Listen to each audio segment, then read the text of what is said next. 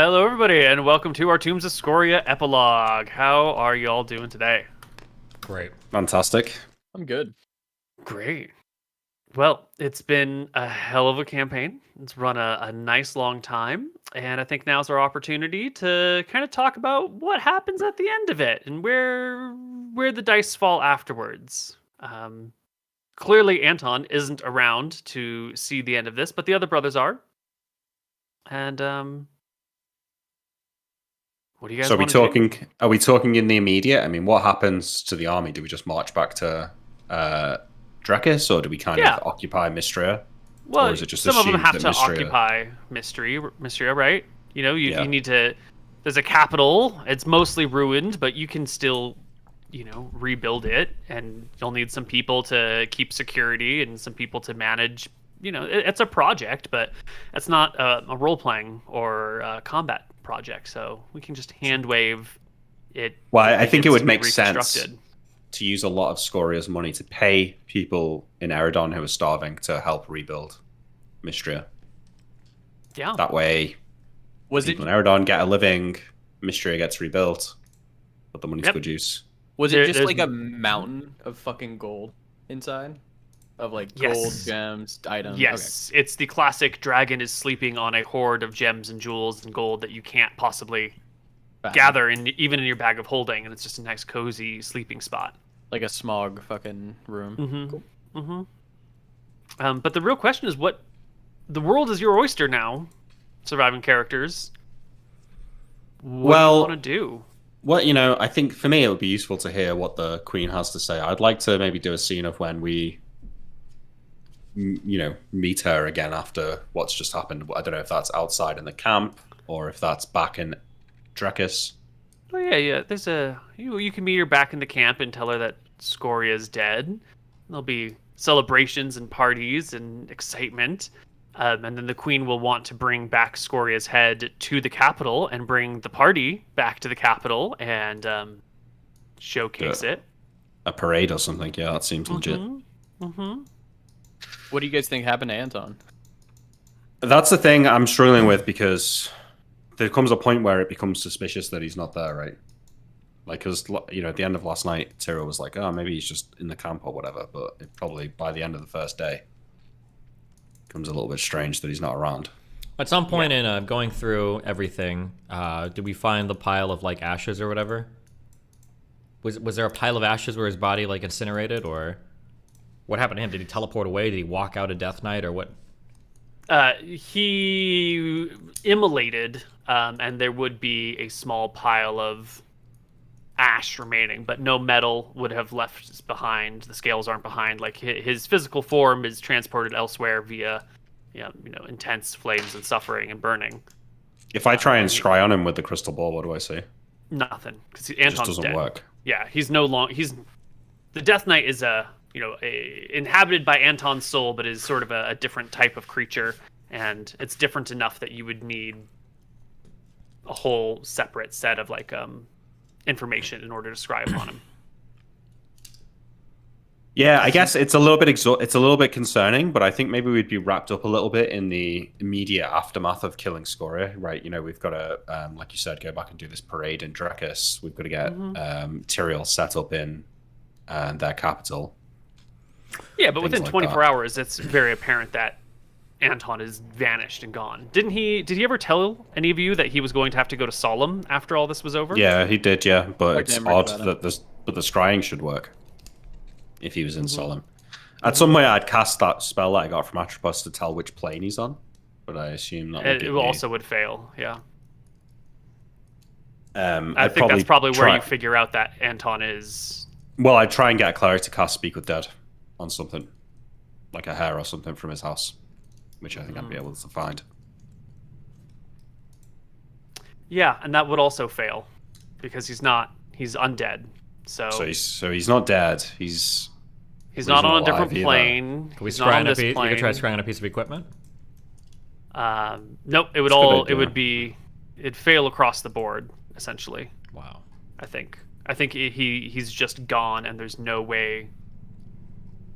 Yeah. I imagine that Imri would probably have in the back of his mind that this is something to do with Velthara. He was meant to be going on this quest afterwards that he spoke about. He kind of talked a little bit about how he didn't really want to do that and how he was doubting Velthara. And I feel Imri might suspect that she's got something to do with it, but the extent of it, I don't think he would necessarily know or think about. So we go through the parade, right? We speak to the queen. She's formally now an empress. Tyrael's formerly a king. And then what? Life starts to die down and go back to normal. People go back to their towns. Things start to get rebuilt. There's one thing that we should talk about.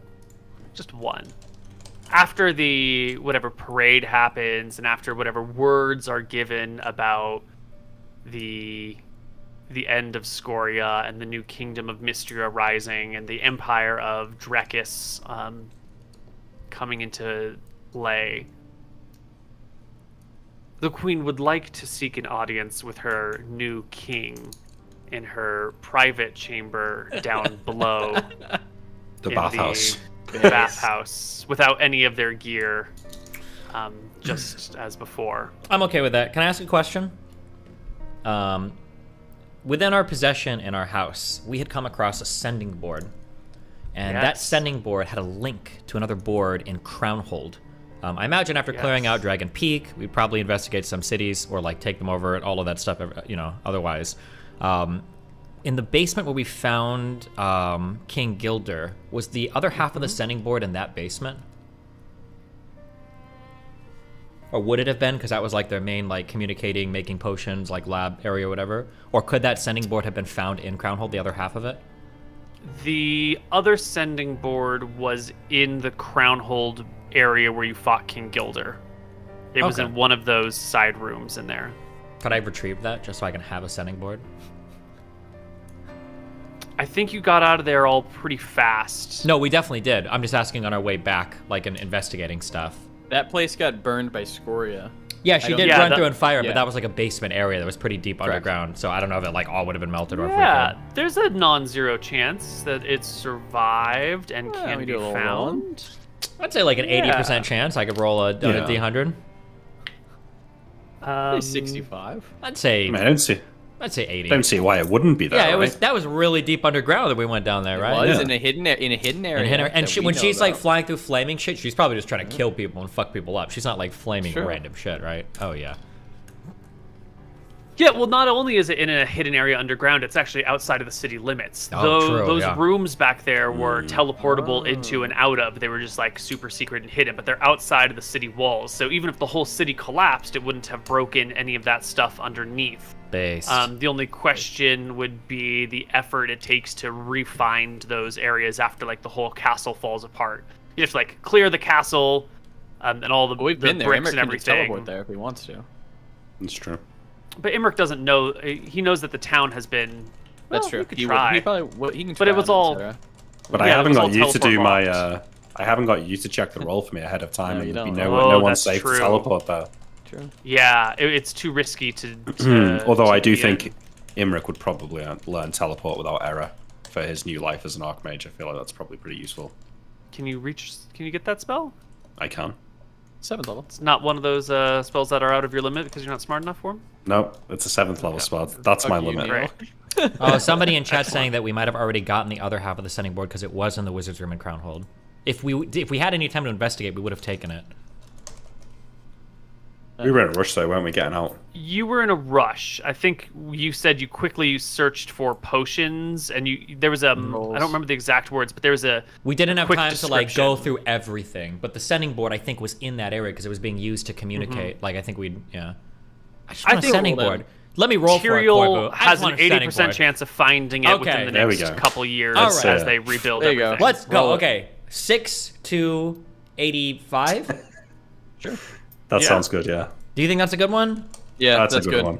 You can't fail that. Yes. Yeah. Easy. Yes. You can find a sending board. Hell yes. The That's other what half. Fuck, I want. Yeah. fucking and your over. wizards and clerics will remind you that these things are very delicate. They're, They only exist half in reality in each place, and so small things can break them. So be very, very delicate. Who even dares to lecture nitroglycerin. me? I'm wearing more magical items than this guy's ever going to see in his entire life, okay? I know how to handle these things. Are you going to the bathhouse? Yeah, duh. Yeah, would you speak to Imri first? No. Alright, you go alone then. Yeah. Alright.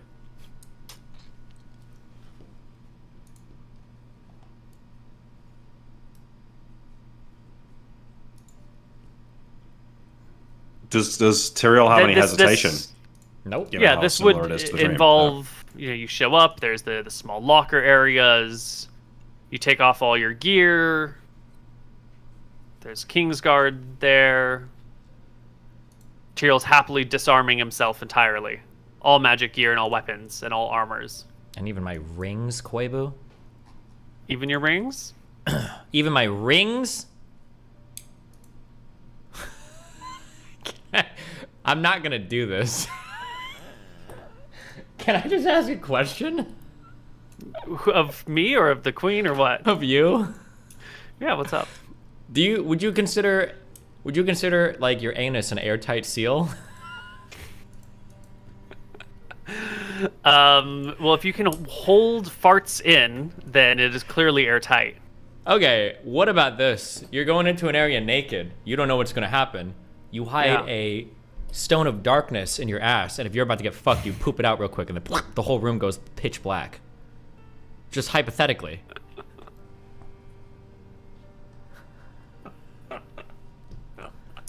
You're Just hypothetically speaking, okay? Could you hold the stone of darkness in your mouth and have it do that? I don't know. A little bit of light shines through your mouth. If the stone of darkness is right at your sphincter, I expect that a certain amount of light, like your body's not a solid blocker. Oh, so now your it's not body's airtight. slightly transparent. Now it's not airtight. Well, no, okay. it's airtight, but it's not. It is translucent, somewhat.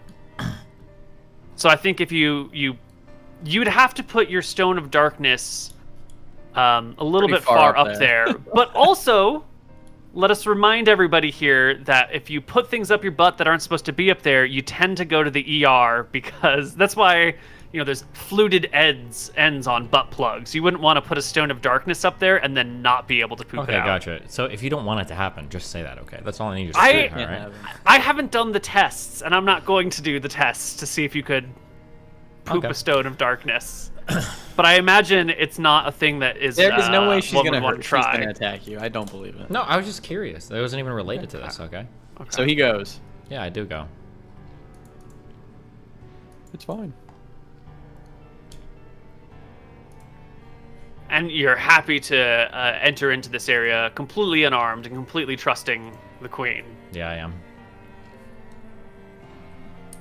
The Empress, Neal. Yeah. Are we allowed to bring anything to drink down here? Can I bring like a bottle of wine with me at least? To celebrate? Yeah, I think she's probably bought some bottles of wine. If you need a bludgeoning implement on hand, is I think bludgeoning implement? No, I just want to bring a fine cask of wine from my house. Can I do that?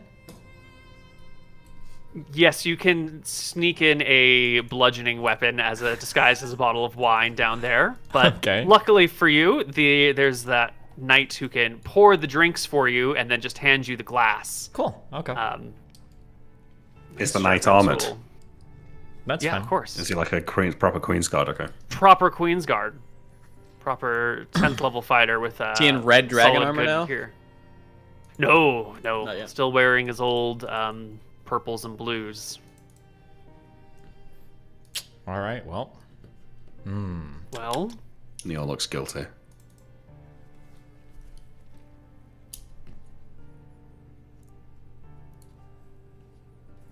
Well, he goes down, Neal. I know. I drink my wine. I enjoy myself, hanging out in the spring with my lovely queen. Queen will ask you what your ambitions are. What are your goals, Tyrael? Gonna be You honest. have everything.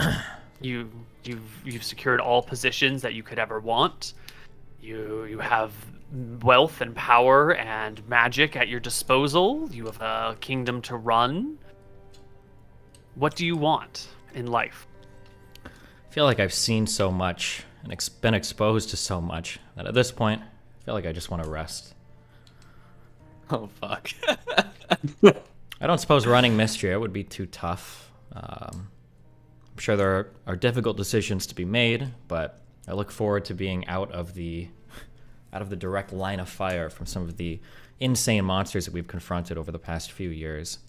Hopefully the most difficult trips I take are annoying ones to talk to taxmen and no longer ones to other planes of existence to find friends or family. Will you be a reliable ally? What if you find that your brother Anton is still alive but trapped off in some far-fetched dimension? Will you vanish for years again, leaving your kingdom without a leader? Well, I haven't vanished yet, have I? I don't know where Anton is. I know that he made some strange deals with Velthara, and I want to be quite frank. At this point, we've dealt with so many gods and demigods that I just don't trust them for much anymore. I don't know where Anton's allegiance lies. I think he was trying to come back to us at the end, but I don't know if you can do that with the god of vengeance. It seemed unwise, but maybe he'll turn up, maybe he won't.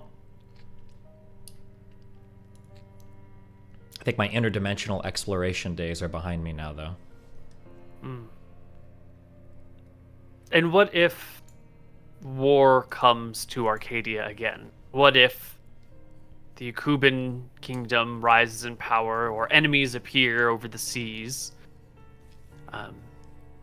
Will you yourself take up arms to defend the Empire?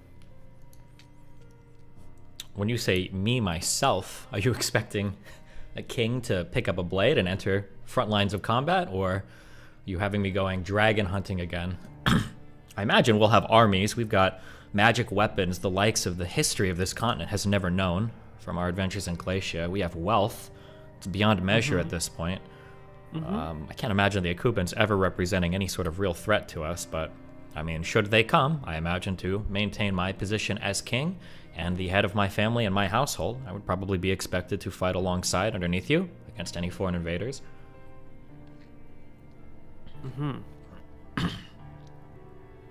But if it came to it, if an enemy of sufficient power and our armies were beaten back and times became dire again, would you pick up your sword once more?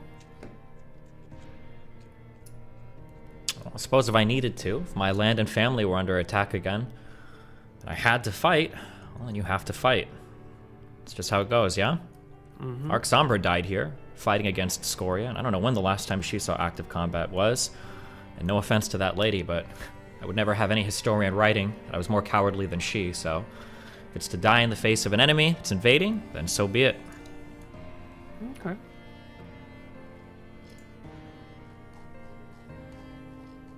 The strength that you have gained, I think it is easy to say, Wait, without can you qualification. Hold on one second. I don't know, somebody just knocked on my door. 1 second. I guess while we're hanging around the palace, Imri will probably go into Arxambar's tower and look around her stuff. It is a melted, ruined hellscape. None of her things survived. Nothing, not even like scraps of books, or I'm not trying to get any No. mechanical advantage out of it. I'm just trying to like go through the it's sort of all memories. gone, all burned. The flames from Scoria's breath weapon up and down the tower, and the heat from the rocks and the embers in the air would have incinerated any papers there. Somebody just knocked on my door and asked if I was smoking. Weird. Sorry. Nice. Okay. Go ahead. You were clearly the most powerful warrior on Arcadia, quite possibly in all of Solemn. I think we can say unqualifiedly that you are the greatest warrior of our time. Oh, speaking of, do I feel like I gained a level from killing when we killed Yes, Scoria? you do. Absolutely, 100%. Oh, yeah. Okay, so level 17 warrior then? Yeah, And you're no, rogue 17 level. rogue, No, 14 warrior. 14. Yeah, okay, 17 rogue. Okay, haha, yeah. I do feel like quite a strong warrior. Yes, indeed. Yeah.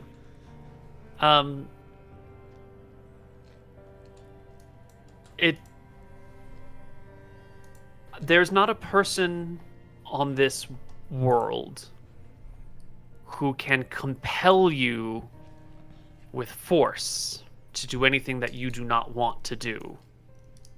Yet our arrangement is such that I am Empress and you are King. Can I trust that you will follow orders that I give you as needed?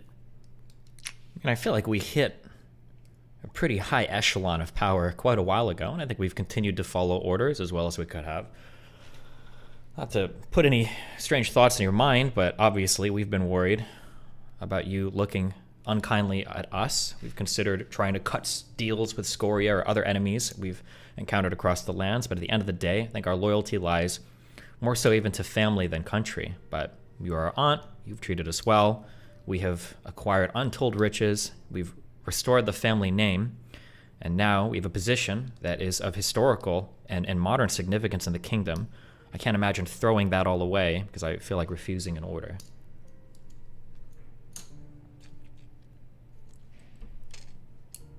There are those among my advisory council that say you pose the greatest threat to Drekis now that Scoria is gone. That at a whim, or at a sign of boredom or frustration, you could level my quarters or the castle here and take it all for yourself. While that may be true, I mean, you're a wise woman. Wouldn't it be nice to have the greatest threat in the kingdom as your most trusted ally? I have never seen a reason to doubt you. That a person in my position must consider all sides. What happens, though, when I die? I am many years your senior, and as I perish and the throne passes to my daughter, or son, whoever it is that may succeed me, and they are only your cousin, or brother and sister-in-law, as it might be, will you feel comfortable following the orders of a younger person? Perhaps a less wise or more temperamental leader?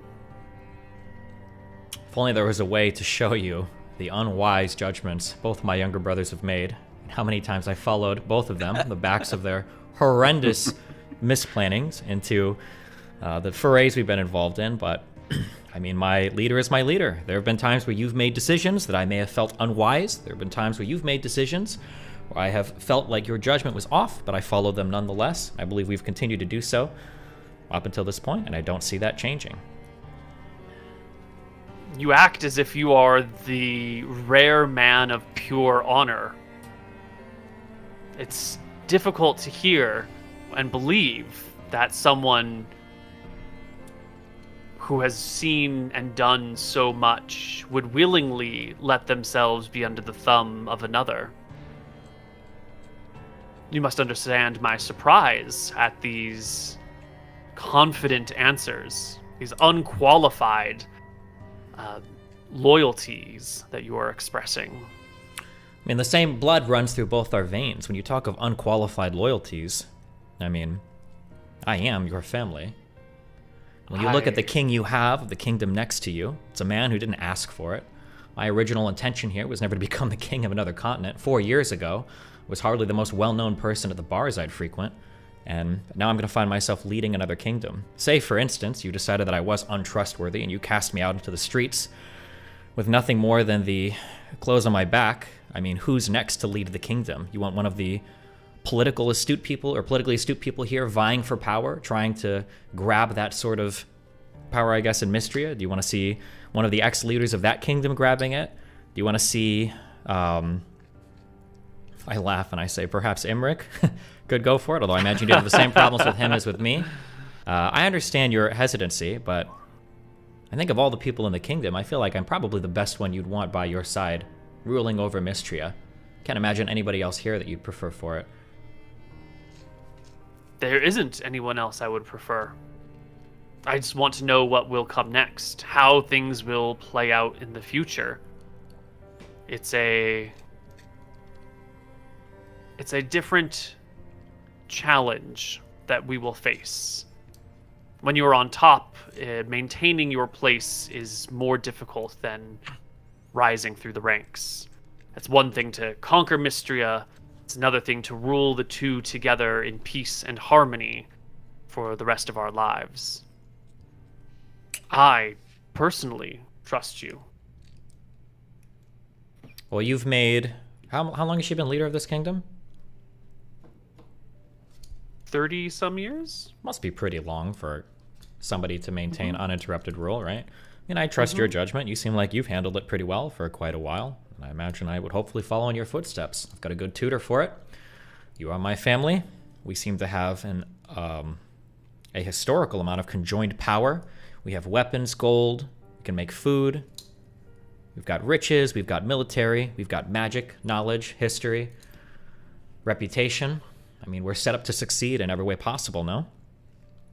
We are.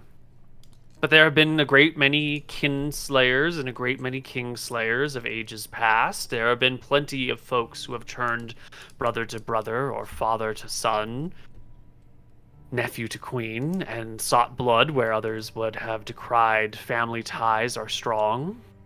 It's not unprecedented that family turns upon themselves when they disagree or they lust for greater glory or power.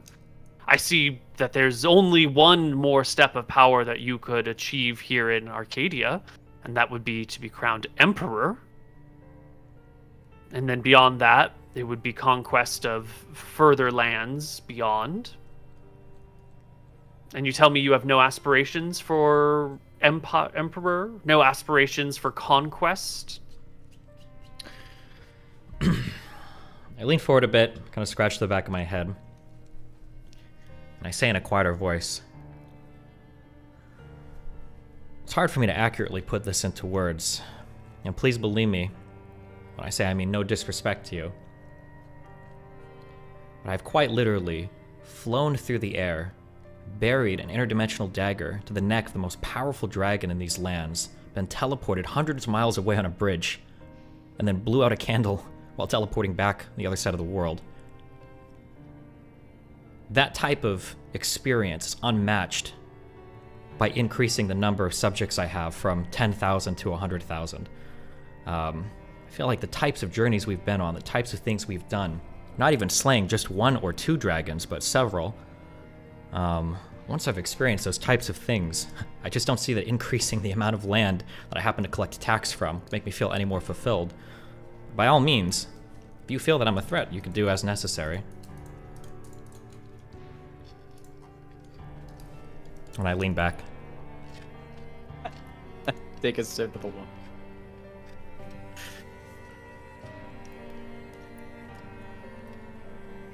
And you're a young man, Tyrael. One day age will catch up with you. How do you think these opinions might change when death slowly comes for you? When your legacy is on the line, when the end of your life begins to near. I feel like I've already lived 100 lifetimes, what we've done in just these past couple of years. Maybe I'll father a child, maybe not, but I guess at that point, the torch passes on to Imri, whatever children he may father, or maybe I've already fathered without knowing. Maybe that's the next conflict you should be looking out for. I will speak with your younger brother as well. But of the two, you are the one who holds the real power. His magic is great and strong, and he single-handedly could level this capital. He could probably destroy half the continent if he wanted, but he listens to you. And so you are clearly the more influential of the two. I thank you for your honesty, Tyrael McGarry. Why not?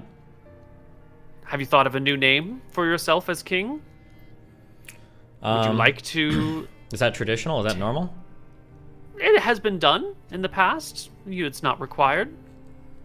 But as a new king, I could understand if you wanted to take back your family name, your mother's line, If you wanted to express your royalty by the last name Wick, you are a Wick. You are married to a Wick.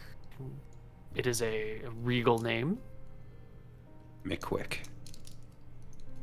You need not make any decisions right now, but first names and last can be changed as you are crowned and take your place. Yeah, I'd nod. I'll think it over. Okay. Well, she'll make some small chat about, inter-kingdom logistics and that sort of stuff, but she'll leave everything else alone at this point, and you can exit. You made it out of the bathhouse, man. As I exit, I will I'll tap the knight on the shoulder and I'll tell him that to be careful drinking too much of that wine too quickly because the burps are explosive. I deleted 3 potions of fire breathing from my sheet and I'm done with that. Okay. You want to make me a perception check? What the fuck? That would be funny as fuck. Perception check for what? It doesn't really matter. Okay. As you tap the knight on the shoulder, you can see that through the holes in the visors, there is like a deep scowl at you. And it's not too difficult to tell that this person is very untrusting of you and very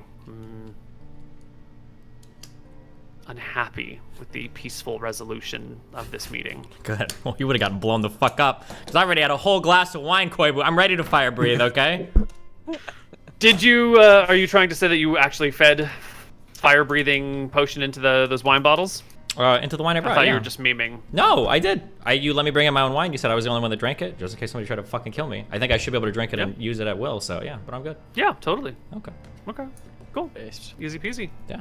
Yeah, you can exit, and you will be fine. Cool. For now. The Survived. visions of Glacia showed things that could come to be, not necessarily must come to be, and it seems like yours did not come to pass. Cool. Well done. I would like to, no, never mind. Go ahead. Dude, Imri. Well, Imric, what do you want to do?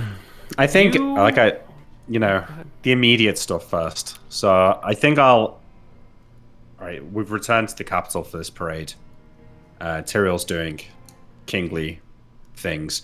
Imric was imagining himself hanging out with Anton, but clearly that's not going to happen. So he finds himself kind of at a loose end, like many times before. I'll probably go through all of our gear and maybe try and sort it out into places it came from. So I'll have the featherfall shield, and I'll replace my sandals with some boots of speed, and I'll put them that's going to the monks. I don't know if we still have the key for the tomb in Roxas and some of the things we took from that, but I'll start to organize things back into piles of people to return it to. Where we've lost stuff, I'll probably write a letter to whatever noble person it was. So I've still got the lightning axe that I can give back to the tomb of that woman. Now, she never really suspected us, so maybe I don't want to do that. But I think I go through, I spend some time organizing all this stuff. And I'll start with the monks. I'll speak to Tyrael about the other things. So I guess he kind of wanders around the city, doesn't find too much to do, and will eventually gather those 2 items and teleport to Akuba, to where the monks are.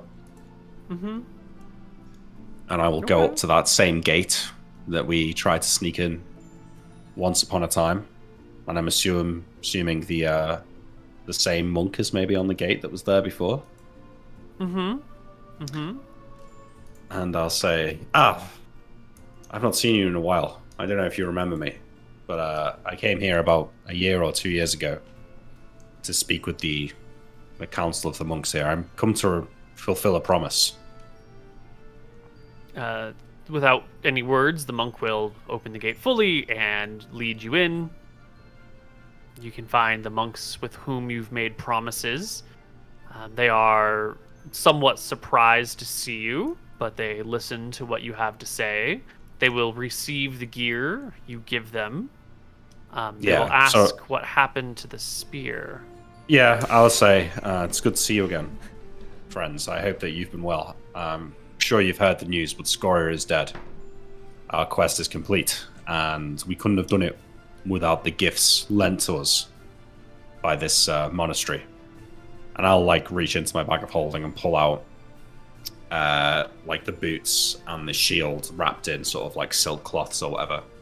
Mm-hmm. And I'll place them back on the table in front of me, and I'll peel open the sandals, and I'll say, these are Rohana's sandals. I wore them in the battle when Scoria was killed. And this is Rohana's shield. We made good use of it, but it's still in pretty good condition. We didn't use it till the end. You have the armor as well. I don't know if we already gave that back. Oh, the displacement armor as well, yeah. Rohana's armor, yeah, I can give that to you, yeah. And then I'll look up, and my face will kind of drop a little bit, and I'll say, the spear, it saved our lives many times, and struck many blows against Scoria in the final battle. Unfortunately, my brother, Anton, well, he's missing once again. This time I fear the worst. I'm afraid he had the spear with him. Now, when we made this deal, you had some leverage over us, some blood I think that could be used to track us, and knowledge that we'd stolen items from the nobility in Drekis. If you want to release that information, as agreed, you're welcome to. I'm not sure how much damage it will do to us at this point, but just know that I apologize that the spear is not here. And trust me, if I knew how to find my brother, I'd be looking for him and getting it back for you, but unfortunately, that's just not the situation. We could compensate you with something else, although I know it's not the same. Perhaps an artifact from the battle when Scoria was killed would be a nice addition to your monastery here.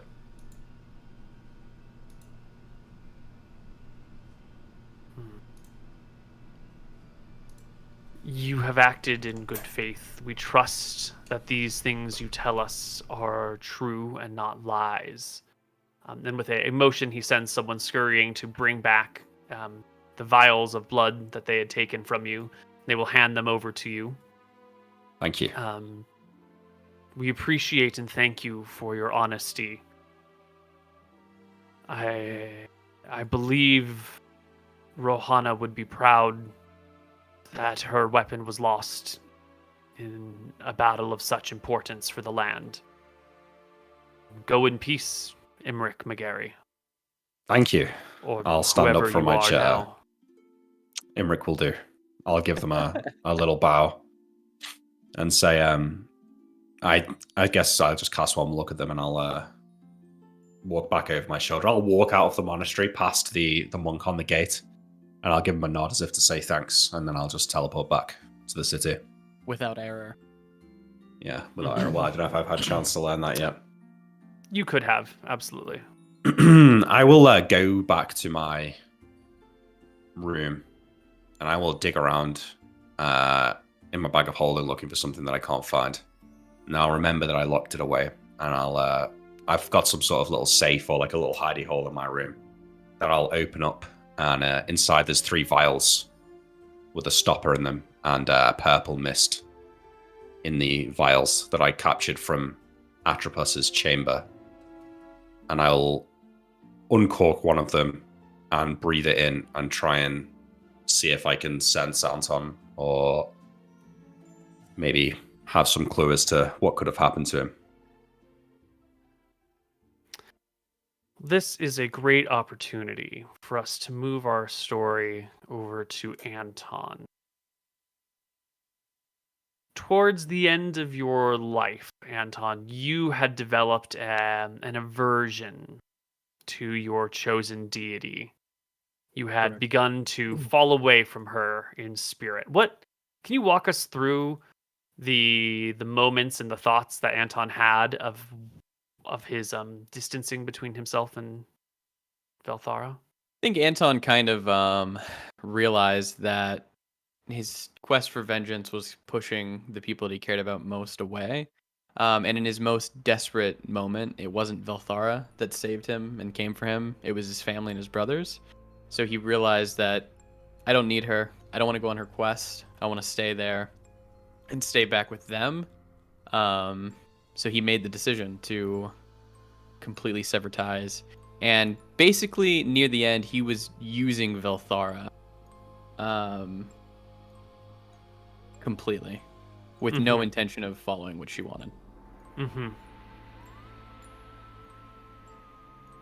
Was it the being trapped in that plane and sort of existing futilely there that pushed you over the edge? Was there something else that led you to that moment?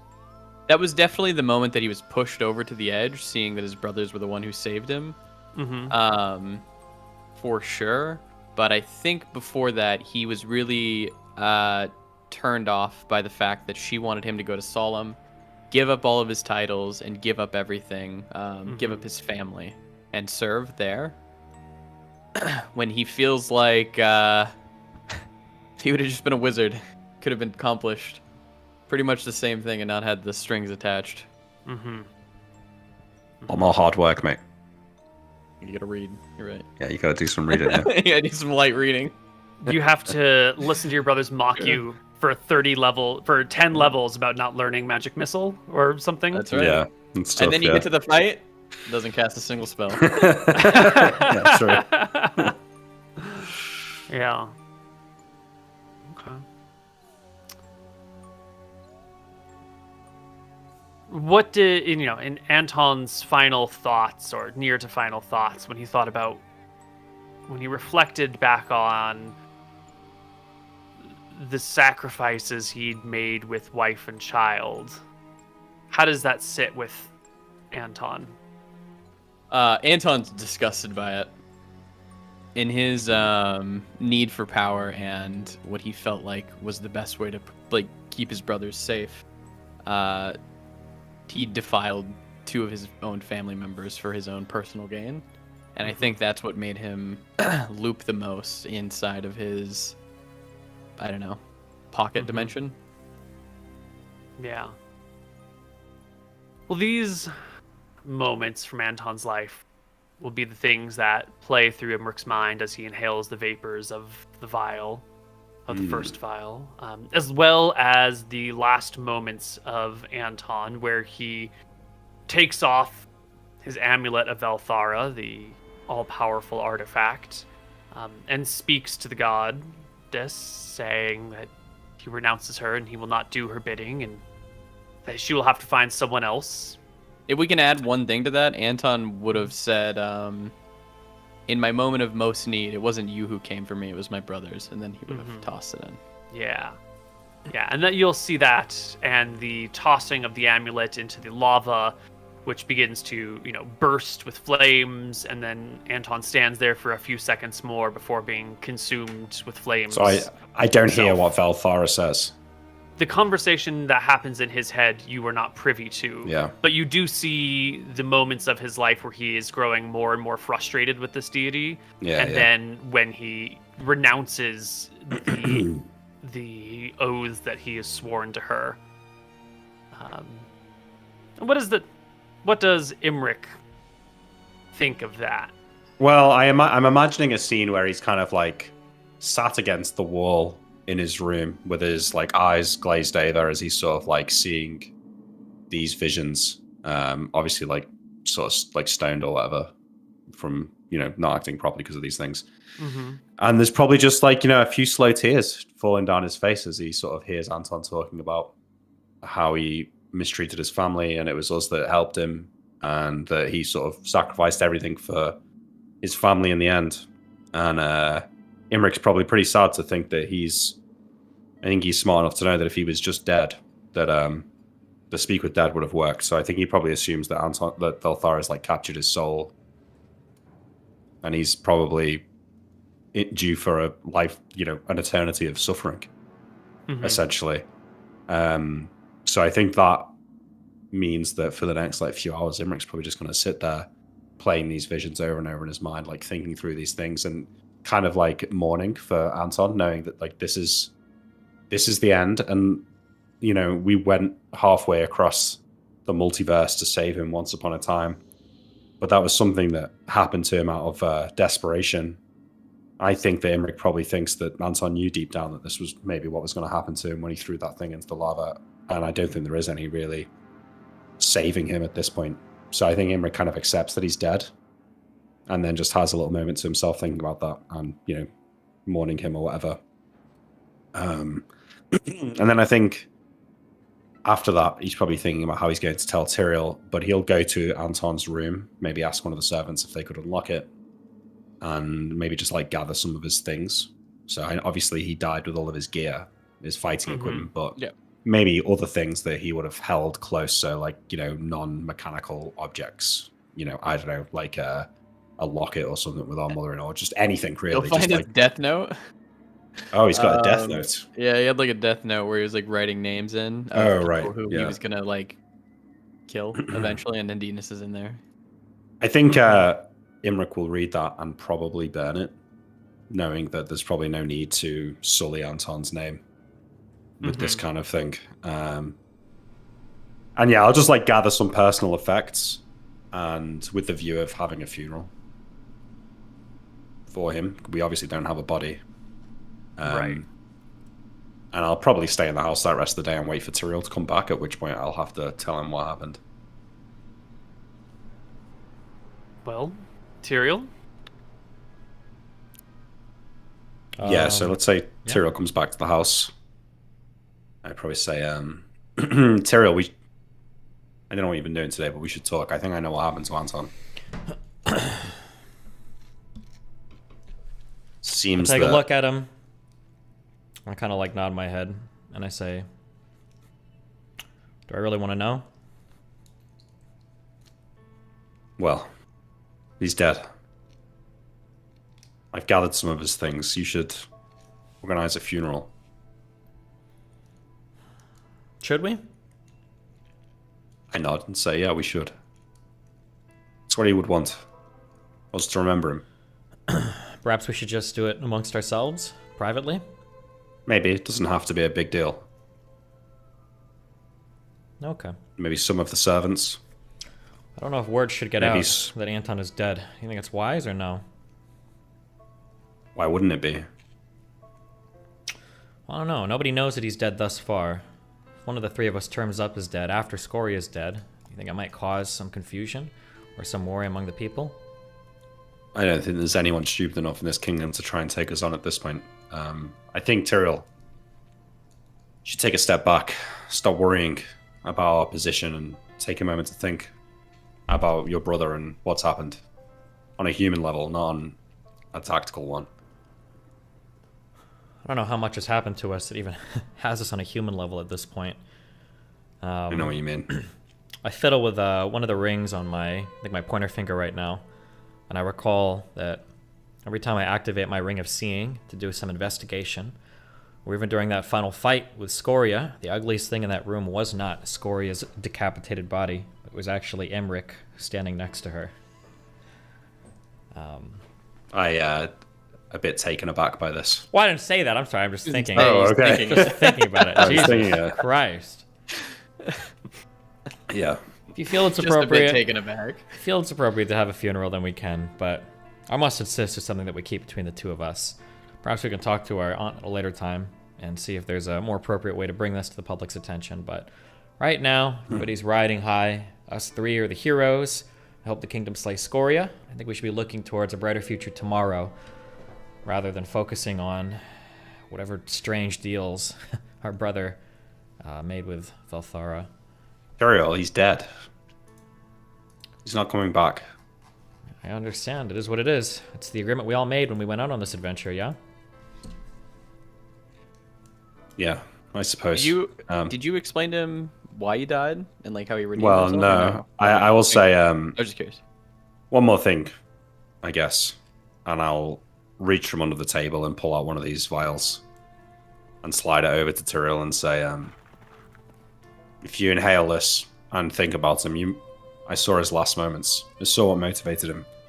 If you want to do the same, it's yours. Pick up the vial. I take a look at it for a moment. And then I slide it back to Emric. And I say, perhaps it's better to use this for something more fruitful another day. I can just nod slowly and say, perhaps, when I'll take it and put it back, like in the bag or whatever that I had. So, King Tyrael, you met with the Queen. Did your fears come to light? Well, I'm still alive, so it seems as though that's not what happened. She trusts us, and yeah, I suppose we're going to begin ruling our new kingdom, yeah? I suppose so. What's the first order of business? The first order of business, my younger brother, I will take out from my satchel. I assume I have this, or maybe you already have it. If you do, then I'll produce a beautiful necklace. I believe I have. It is the phylactery of long life. Is that what it's called? Mm-hmm. Yep. Yeah.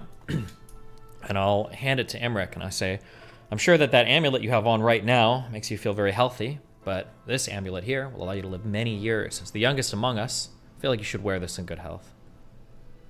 You're the king, Tyrael. You should wear it. Indeed, but you're my younger brother. And yeah, you're a wizard. I feel like you guys, with a lot of years on you, you have a lot more that you can do than a silly rogue like me. I can only climb so many walls, you know? Your humility is disingenuous, Tyrael. You're the greatest warrior the world's ever seen. There's not a man that could stand before you. Well, perhaps apart from me. Perhaps no man, but I thought a woman was about to end my life within the past 24 hours, so I'm still afraid of I don't know who I fear more, the queen or our aunt, you know? But no, yeah, wear the amulet, and I think tomorrow we're going to begin figuring out how to rule our new kingdom. I'll take the amulet. Thank you, brother. This is a great gift. One I don't really deserve, but I'll take it. Yeah, tomorrow we begin ruling the kingdom. Why not? Say, you know, I know it's all business here, but do you maybe want to go and get a drink? My friends around town. I don't know them anymore. I don't know them anymore? Wait, what? I'm not the same person I was. I can't drink with those people. We're man of the people now. You're probably going to be more public-facing than I, as I'm going to be talking to boring bureaucrats all day, so I feel like it's important for you to grab a drink. I wish I could go down with you, but I think it's probably time for me to start drawing up some distance between me and the man on the street, if I'm to maintain an appropriate arm's length, I guess, from the average citizen, as we prepare for our transition into a new tomorrow. This might be your last chance, then. I feel like we've burned through all of our last chances, Imri, but I appreciate the offer. Imri will stand up and say, well, I'll leave you to your plans, King Tyrael. Why not? Maybe I'll join you later tonight. Yeah. Imri will pick a cloak up from the banister on the way out and put it around his shoulders and walk out into the night. As you look for a bar. Head out into the night, you will see coming the other direction a figure flanked by two heavily armed guards that you recognize as Anton's wife, headed towards your family home. I will... Were they in Red Dragon armor or no? The guards? Probably not. I think you gave your armor to the people who were doing the fighting, and your wife's personal bodyguards were probably just regular dudes. I don't know. What was their names again? I'm sorry. The child and the wife. Do we know? You know. Helen, Antonia. Yeah. Helen and Antonia. It's good to Oh wait, see my you. wife is Alex. I don't know my that's kid's right, yeah. name. I think she named the kid because Anton wasn't there for it. Right. Well, then it's Alex and Anton. Lady Alex. Based. It's good to see you. She gives Are you you a heading curt nod. Are you heading inside? Yes, I've come to ask King Tyrael about when my husband will be returning home. How old's the kid at this point? Like 2 or 3? 1 or 2? I had a question. No, yeah, it's 2 or 3. Yeah. 2 or 3? Hang on, let me play the scene you're out. good. Sorry. Lady Alex, perhaps your questions are better directed at the temple. Does the king not know? Do you know? like I said, you may find your answers with the gods, and I'll give her a nod of the head and walk past. Well, she'll make her way to the house. Servants will let her in. Tyrael, you'll be informed that Anton's wife is looking to speak with you about the fate of her husband. Hello. Elizabeth? I don't remember what her name was. Alex. She will take a knee for a moment and then stand up. Brother-in-law, King Tyrael of Mystria, I have come to seek answers on the fate of my husband. I hear he was with you on the siege against Scoria, but has not been seen since. Many moons have passed since then. Tell me, where is he? You can stand. You're fine. You know, I'm going to be honest, we've spent a lot of time looking for Anton, and half the time we can't keep track of him either. Hopefully he turns up in a week or two, but if he doesn't, come back to me, and we'll have our finest men try and find him.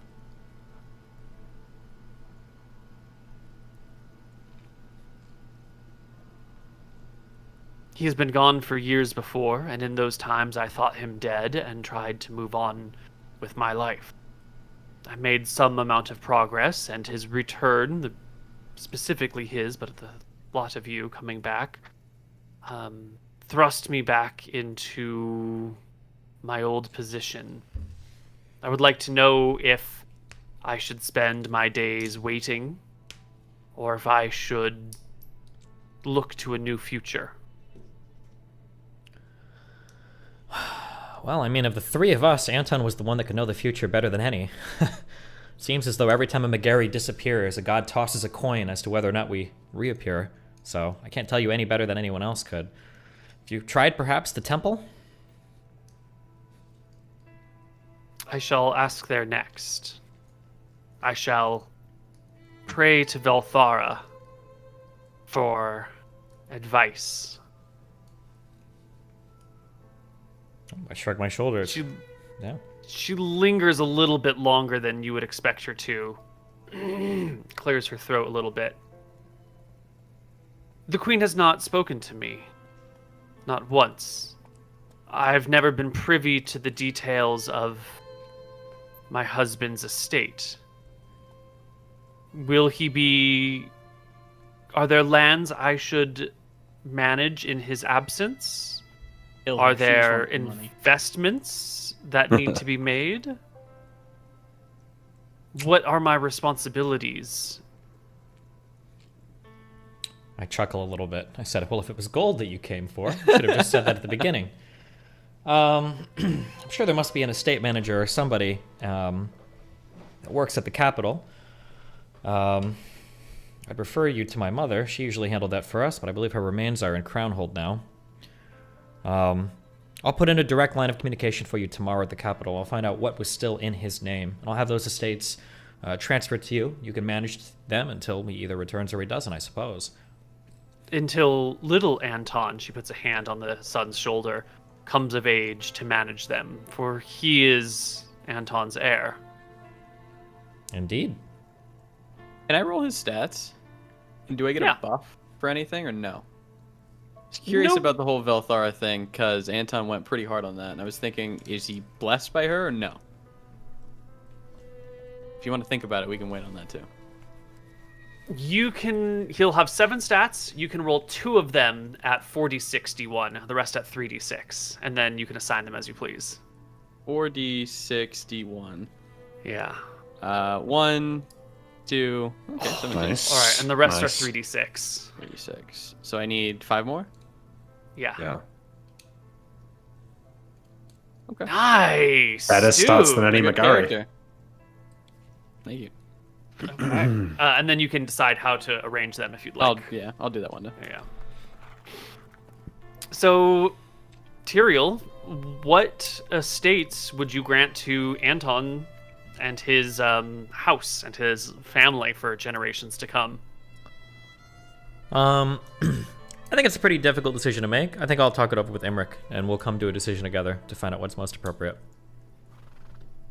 Okay. Nice. We can do a very big picture on that right now if we want. I would like to know what position his family will be in the future. I'm imagining that Anton's family should be given a duchy in Mistria, and I'll manage it for baby Anton until he's old enough. That's what I would suggest to Tyrael. I don't think I need any. I don't think I need any lands, so I'll manage his lands until Anton Jr. is old enough. And I think Imri would probably, knowing that he's unlikely to have any children of his own, sort of have a relatively close relationship with Anton Jr. and would discourage him from any clerical ambitions. He's got paladin stats, Nick. Does he? I think he does. Yeah. I'd discourage him from, if he ever shows any interest in wanting to be a cleric of vengeance, I would discourage him from that, and I would tell him a lot of stories about Anton's humanity. I'd speak to him about the times where he showed compassion, where he sacrifices himself for others. And I think this is going far into the future, but I would save one of these jars of the vapors to give to him on his 18th birthday, so he could understand what happened to his dad. Are you going to be like a big influence on his life? I would say so, yeah.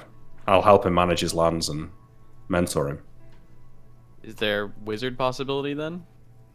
Perhaps, yeah. I guess if he shows high intelligence, then yeah. Okay.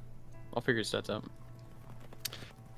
But I think that's quite a good thing to give him on his 18th birthday, because you probably want to always ask about Anton and what happened to him, and I'll always be vague. And then when he's old enough to understand, or at least old enough to begin to understand, that's when I'll give him the vapors and explain to him how to do it.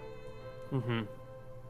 And he'll hear all the wonderful stories from all the people about how great Anton was. And then maybe once or twice in his life, he might hear a different story from someone that was in attendance, maybe on a wedding anniversary when his mother is deep in her cups. Maybe she will reveal some of the less pleasant truths that will never ever ever be spoken about Anton by anyone other than the few people who knew some of his darker times. But with the vapors, his son will at least see who he was at the end, who he wanted to be, who he was striving to become. I think that's quite important.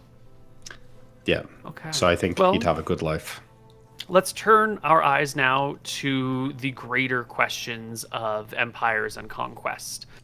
Looking at the map, our party controls Mistria, and through marriage and familial connections, Drekis. The Empire of Eridon, or at least a section of it, will soon fall under the sway of Drekis as well. A warrior under the name of William will overthrow the last remaining powers in Eridon that lie in Fortune, and bring that under heel. Not everything falls very quickly. The county, the kingdom formerly known as Wake County, off to the side, remains independent. The Dwarven Hills remain independent. The island of Pinespur has some weird... of Gadia has some weird undead things happening around it. The kingdom of Akuba, long-standing rival of Drekis, has sort of forged a semi-peace. It's not the first peace that they've had. It's been broken over and over again throughout the generations. But they are a new power, recently exhausted from war as well. The free cities are sort of just doing their own thing, somehow remaining relatively untouched by all of this. And we will find that the Elven Woods have been left. They've been abandoned by their people. The elves are gone. They've moved on. Feywall is abandoned.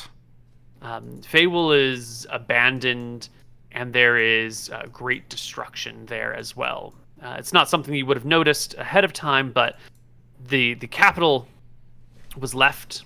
It was abandoned. And in the absence of elves there, it was burned by Scoria. So there's not much to retrieve. Anything of value they probably took before they left. You can find the forest city of Walshin is still intact, but that's about it. Would do you think Imric would be able to know to get into the Feywild and get back to like the rest of the elves, or would that just be too? Imric could do that, but the Feywild is a weird place. Time moves differently there. You might end up skipping generations. I think Imric would endeavor to get in touch with the elves that he knew and let them know that Scoria was dead, and if they wanted to, they could go back. Couldn't you just sending them? I can sending them, yeah. Yeah, I could probably just sending them. Yeah, sure. Yeah. Did they go back?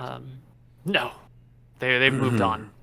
I think at least, if we conquer Eridon, I think it makes sense to offer the king of Wake County and the Dwarven kingdoms, and even Matava, relatively generous terms to swear fealty to the Empress.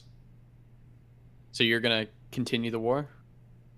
No, I'm not saying it's a war. I'm saying we offer them generous terms, like, basically join our empire. You'll have our protection. No, or just offer generous terms, Basically, you can stay as you guys are. All you got to do is bend the knee, which is a phrase ruined by Game of Thrones, but yeah, swear allegiance, essentially, swear fealty to the Empress. What does it get anyone but you? Well, it gets them. They have to pay a little bit of tax, and they get military protection, essentially.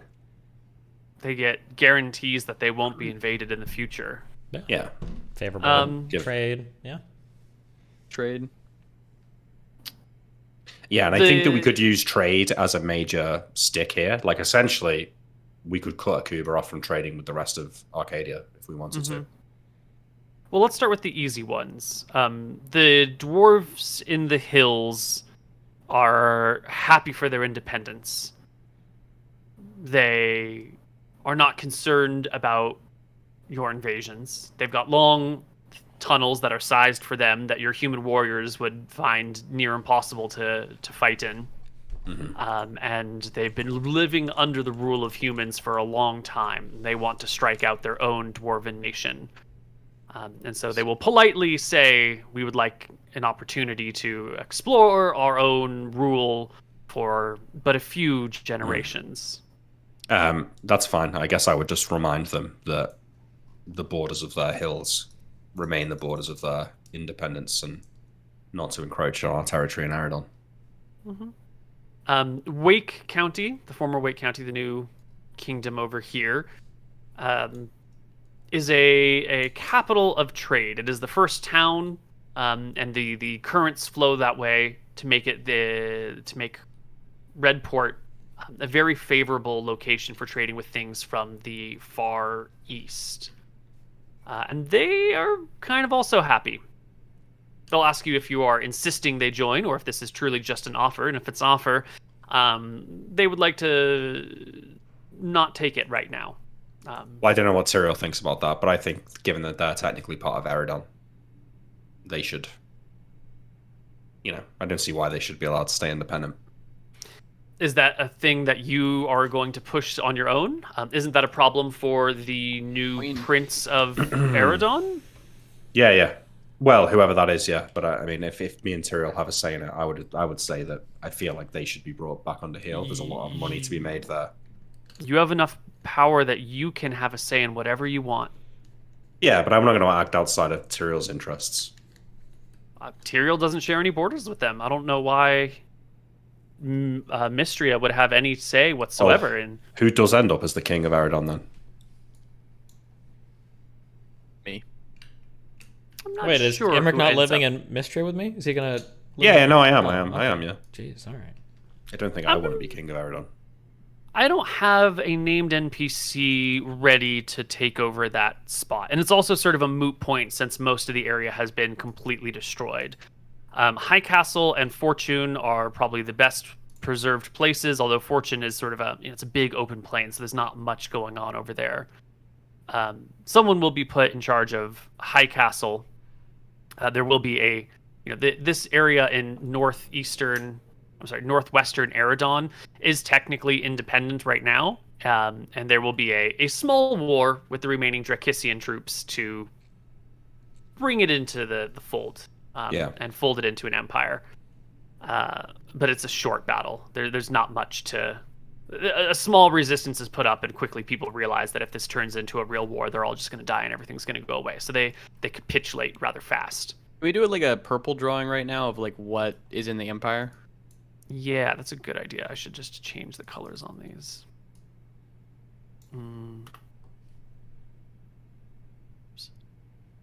Okay, so this is Empire right here. And there is a dividing line between these kingdoms along this river. And then this is in Empire right over here. Although some of this is sort of symbolic because there's nothing there to rule, but that's also within your confines. And that's it. That's the Empire as it stretches. Oh, okay. So Drekis owns all this right now, or the Empire. Okay, cool. Yep. This island up here, the first couple messengers that go to visit just don't come back, and sometimes this happens. Boat sinks, someone dies, something terrible happens along the way. But 2 messengers separately should have returned, and really, it's a small island. There's not much offering there. There's rumors of like undead swarming the place. I don't think. I mean, I suppose it's the dwarves' problem, but I don't know that we'd let a whole island of undead just carry on doing its thing. Well, they don't reach out beyond their borders, and the Strait of Amen has always been considered sort of like weird and haunted. So has this other strait over here, the Saren Strait. These 2 areas have always been sort of problem areas, and some people say it's the winds here and the tides are such that ships have a hard time navigating. Others will claim things like rogue waves. Other people will say it's spirits and ghosts. And now that there's undead near Pine Spur, there's sort of like, oh, the whole area is sort of haunted. But clearly there are still people living in Gadia, and there are some small amounts of trade that go back between Weatherlight and Gadia, but it's very minor. Sure. There's not a lot Okay. of resources there even. As long as they keep to themselves, I suppose that's fine. But I'm sort of imagining there being some sort of incident at some point, a ship getting sunk.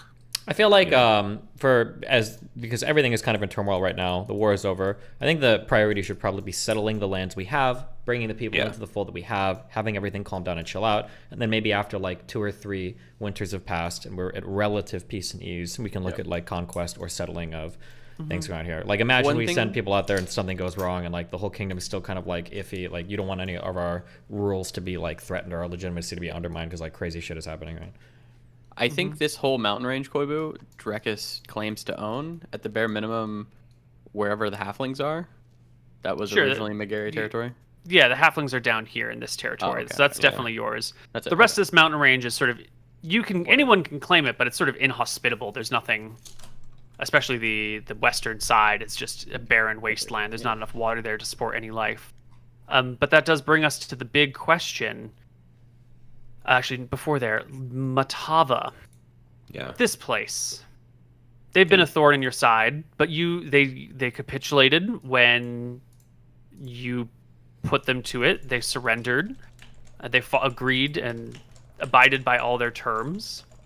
This is an amazing trading position. So if you guys are looking for something, this is the place that you'd want to die for. I think maybe we would offer them, like, bend the knee, swear allegiance, agree to a small rate of tax, and we'll fund the redevelopment of the city that we destroyed. Or stick. They will give the one caveat that they will bend the knee to an empress. Yeah. But never to an emperor. No, that's not fine. Oh, no, that's not fine, though. I mean, here's the deal. We should show up with Shine. They've been fighting and being terrorized by a dragon for fucking however many years. Like, we'll terrorize them with another one. They can either bend the knee, or they can have their entire existence and their entire matriarchal way of life destroyed. And, you know, there's a lot of displaced Mystrians that would love more land to settle into. True. They will tell you again that your empress will live for a long time. We can have peace for another 30 years, or we can go to war. Okay, well, I hope that their descendants are more reasonable than the ones here, because when our empress dies, if it is a son and not a daughter that takes place as ruler, yeah. Yeah. So I guess You're we're gonna chilling for the next agree 30 to be years. fine for like 30, 40 years. Sure. Yeah, they might just need to save face, you know, like Yeah, that's they'll fine. say, oh, we won't bend the knee to an emperor, but when the actual reality of it happens in 30 years' time, they'll probably change their mind. Okay. So that will be left as a currently stable situation, but it might change one day. And now for the last major question. What about Akuba? It's a big area landmass-wise. A lot of it is sort of inhospitable. Some of it is pretty good. It's got some great farmlands. It's got some great salt flats. It has, wonderful fishing areas. It's a nice big old empire, kingdom. They're your historic enemy, but there has been more peace be made between the two. There's a new king there. He's married to a half-elf. But he has produced an heir via a cleric of Martha, who has offered up to be a surrogate for the king's new son. What do you want to do about Akuba? What, do we have to do something about it? Can't they? Absolutely not. You can just leave it be, Yeah, I and think we just that's leave fine. it. It's not like we need to conquer all of like fucking Eridonian or whatever. Well, yeah, I don't Do they know have if there was desires for Do they have conquest. trading to the west or not? No, there are no further land masses to the west. Arcadia is the westernmost island in the world. Now that we What's in the have west? serious trade with Mistria, Matava, and Eridon, would it hurt us that much to cut trades with Akuba? No? So I that's what I would suggest, that we just stop trading with them and we make them realize But how much why? they lose by not being part of the Empire. We're It's a on trading your block. It's like the Manifest EU. Destiny shit? Are we like going sea to shining sea here? Is that the dream? Well, we gotta just unite the landmass, no? Maybe not. Maybe that's not what Sounds Tyrael like- wants. Imric has desires of uniting Arcadia under one landmass. Tyrael doesn't really care. The What's the queen wanna queen, the empress. It would be nice if everything was just one kingdom that they could rule and there was never any thoughts of betrayals. Is there a place for Imric as the advisor to the Queen and the Archmage of the Empire? Because I feel like he might be able to distract himself from some gnawing questions if he busies himself with the day-to-day work of advising the Queen. No, I want him next to me. I want Imric near me. Your Tyrell's advisor. Okay. I want to work with Imric a lot for the next 2 months. This is what Tyrael wants to do. I want to become a man of the salted earth, okay? I want to learn some A trade. cool things. Yeah, like I want to share it in the day-to-day ruling decisions with my good brother Imric. Any decision I make, I want him to have a hand in. I want to have his counsel, his advising on. And then I want to work with some of the blacksmiths, some of the people that work with lumber. I think it'd be cool to learn how to we were in the forest a ton, and I don't think I know how to build a shack. True. Or, Yeah. we've got the ability to make rooms lined with silver, all these kind of exotic magical tricks that we've seen. I think it'd be cool to work with people to learn how some of that was constructed. We should involve ourselves in the rebuilding of Mystria then. We should spend, a month at a time in a different town. Yeah. We're gonna help rebuild the school here or whatever, the town hall. I think it'd be super And fun we'll- and super cute. Yeah. You're going And George we- Bush. You're gonna learn to paint. Yeah. We can have we can hold court in the ruined keep in Mystria on Scoria's throne with Imric standing beside Tyrael. Sure. If you think it wise he to do holds so. court. Sure. I think it sounds cool, yeah. Yeah. Okay, I think that's quite a good idea. So we can get involved in the building of Mystria. And also, that's probably a way for Tyrael to connect with his new subjects. Yeah. Well, a little bit. I want Imric to do a lot of the public-facing stuff. I don't want to talk to these fucking people. So we're jumping. So now we're in a few months. So you do that for a few months. Yeah, do that for 2 months. Okay. I assume it's done then. Yeah? Is that cool? Well, you can learn some of these things. I don't know how much you can learn in 2 months, but enough. You can get your hands dirty a little bit. There's a lot to rule over still. There's a lot of decisions to be made, a lot of things to be rebuilt, but there's plenty of money flowing around and promises of more. Yeah. And with peace in the land and no dragon oppressing a people and stealing their livelihoods, and with the tools and unity at your disposal, I think life can get back to good in a couple of years. Maybe 5 years until things are in a really good state again. It'll take some time to repopulate, to rebuild. Maybe, yeah. Listen, I want to learn my salt of the earth, lumbercraft, tradecraft. Carpentry? Yeah, that's what I was looking for, that word. After Tyrael like builds a house or something, right, and goes to bed for the night, what I know it's quite badly done. I'll sneak out in the night and cast Fabricate and correct the mistakes. So in the morning he thinks he's done a good job. Fucked up.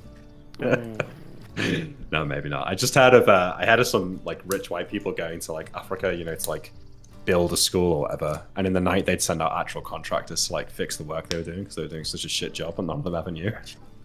Jesus. Yeah. So what are you getting at, Steve? You do your things. I think one day, so we have all of our kingly duties to take care of, and we have to get into whatever meetings or whatever shit is set up for us to deal with the day. I will be sleeping in. I will not have come downstairs, and I imagine either Imri or somebody will send for Imri will come to find me, and on my bed, I will leave the sending board, a little note that says I love you, and then there will be an eternal burning candle there. I'll tell him if he ever needs me to write on the sending board, I am leaving. What? You took your shit? I guess so, yeah.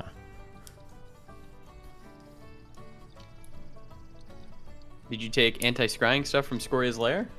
Hopefully I learned enough that I can build something. myself a little lead-lined room so that wherever I decide to go off to, I won't be able to be scryed upon. Hopefully in the 2 to 3 months that we've spent running the kingdom together, Imri has picked up enough skills to be able to run it on his own independently. But I think after all of the unbelievably traumatizing and adventurous and crazy things that Tyrael has done, the idea of subjecting himself to being a bureaucrat and running kingdoms is just way too much. And I kind of miss just doing like silly rogue things back in the day. So I'll probably find the least stable continent and fuck off there. I'll have a bag full of whatever silver or lead I might need. I could bring 2 of those 1,000-pound bags of holdings with me, a couple rings of telekinesis to move stuff around, and set up shop somewhere else and just disconnect from everything that's happened here because it's too much. Does he get his wife pregnant before he leaves? Absolutely not, because my first child is owed to a demigod that I never want to think about again. Shit. This probably shocks Imri quite a lot. But I left you my other half of the board of sending, so... Yeah, so I can write to you. Yeah. Who do you leave Mystria to so soon after it's conquered, while everything is still in a point of instability? Sounds like Who Imri. do you leave the kingdom? I hope that Imri is smart enough to run things. He's been the public-facing one the whole time. I've only ever communicated with the higher-ups. He should be able to manage most of that if he's been helping me for the past couple months run it. So hopefully, slowly it can be transitioned to him. I left him with the phylactery of long life, so he could be young and healthy for as long as possible. Yeah, I think he can handle it. He's a smart guy. If I get that sort of knowledge back from the sending board that Tyrael wants Imri to rule instead of him, then I suppose Imri will do it, but would hope to at some point be able to go and meet Tyrael. Like teleport to him, check he's doing alright, things like that.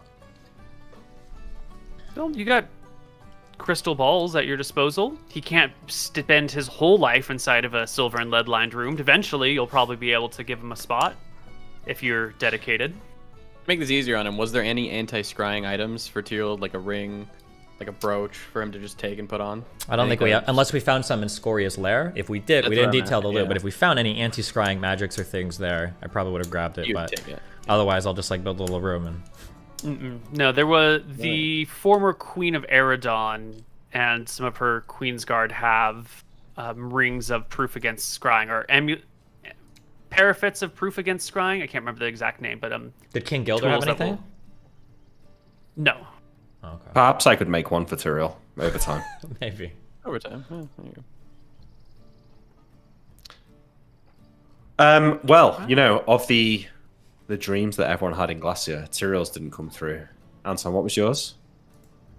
I don't remember. But it seems like mine has come true, and my brothers have abandoned me. But Imri will probably take quite well to this. I think, like, given his, you never fully recovered from alcoholism. you need to keep yourself busy. I don't think going to a life of sitting around enjoying himself is necessarily the best thing for him, and I think he'd look to keep himself busy. In the short term, you will be busy. There's not a long peace in Arcadia. There are others out there who are interested in these lands. The island nation of Bravo, to the east of here, has recently been united under the iron fists of some folks, and they have set their sights here on Arcadia and are planning an invasion of their own. The vast continent-spanning empire of Varasi has reached its limits to its eastern end, and there is instability being generated within its ranks as the empire has grown to a point where there are no where it's harder to keep expanding, and the inner empire is struggling, and Arcadia is a great excuse to sort of get that empire far to the east side of it to reorganize for war and conquest once more. And they are coming. So I get wind of this on the grapevine, so to speak. You will see. I mean, you will be. I don't know what the first sign is for you.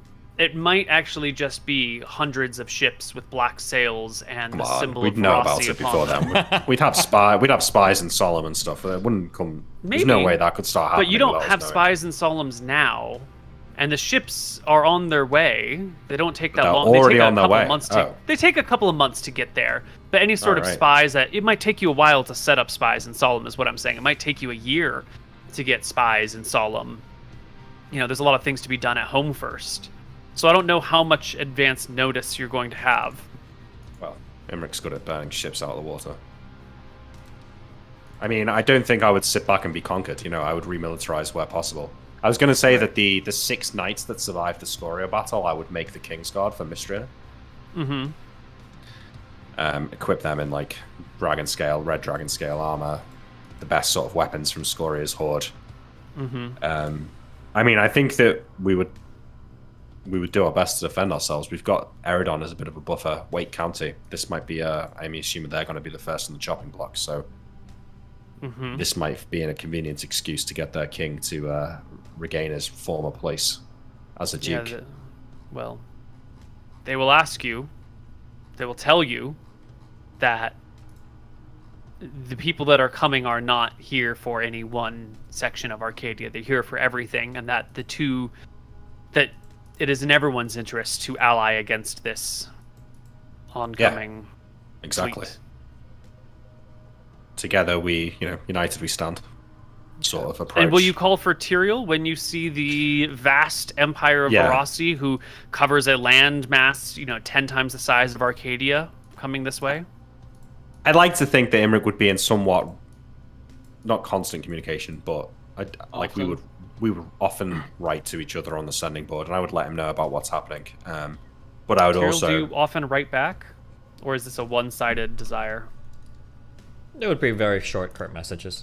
Thanks for keeping me By the way, updated. there is an amulet against scrying that we had from King Gilder. We did have one. Ooh, okay. Oh, well, I will wear that. Then. I would write to Tyrael, explaining that the seat of our power in our house is in danger, but I would also caveat it with, a war can't be won by one man. You fucking shine. Given that he's given so much, he can, if he wants to recuse himself, and there'll be no judgment from me. But Imric is a war mage, but he's not going to go down without a fight. I would try and defend our shores. Yeah, and you guys have a dragon. Yeah, you got magic. Yeah, you got all sorts of wild stuff. All sorts of wacky stuff. Mm-hmm. As for the guys from Bravo, I mean, these guys were literally like level 8 2E shitters. I'll stink the fucking island before I let them conquer us.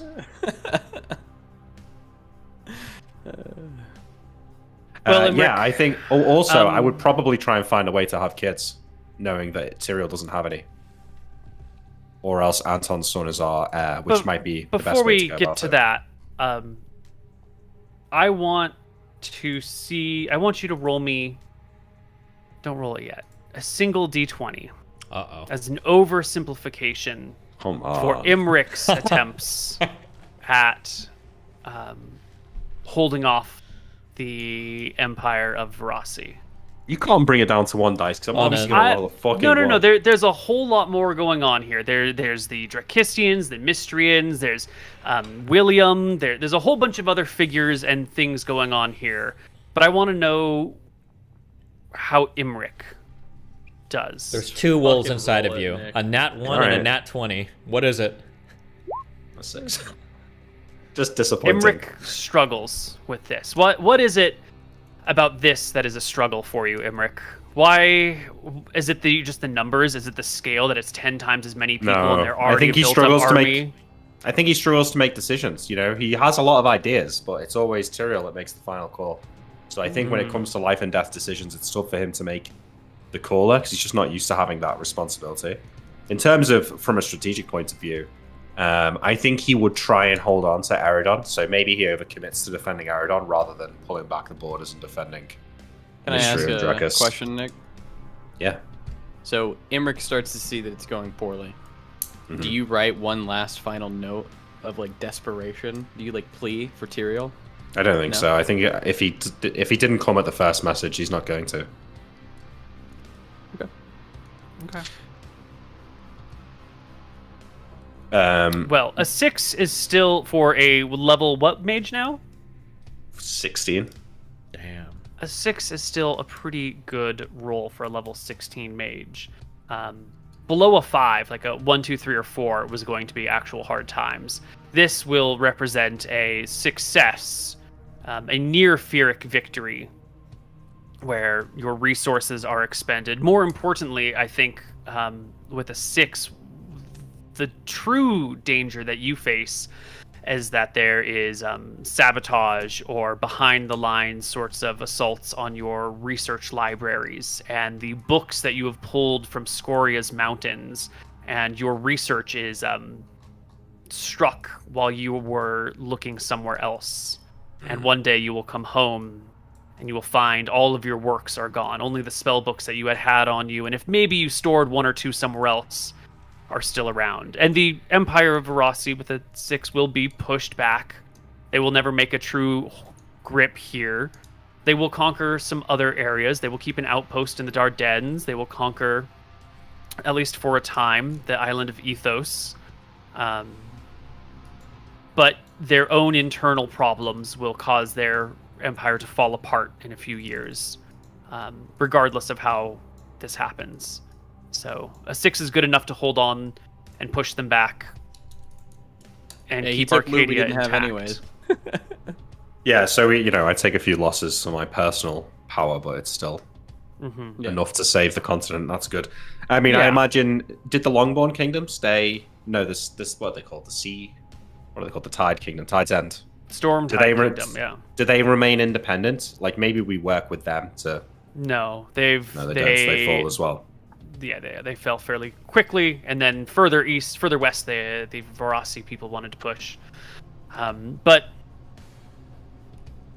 it falls. I like apart to eventually. imagine that Anton is out there staring the the population that have been oppressed by the Varasi regime to seek vengeance and rise up against their masters.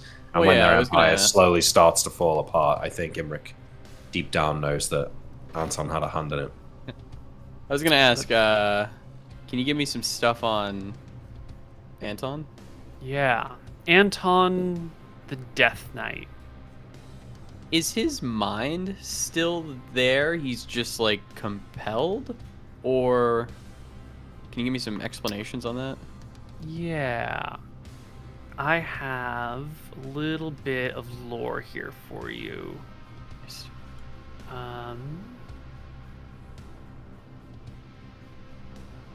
Nick, do you want to roll a d20 for how well you are at convincing Anton's kid not to be a The cleric. cleric or paladin? Well, I feel like he'd make his own mind up when he was 18 that it's not what you would have wanted, but yeah, sure. There you go, 14. You said good sway, yeah.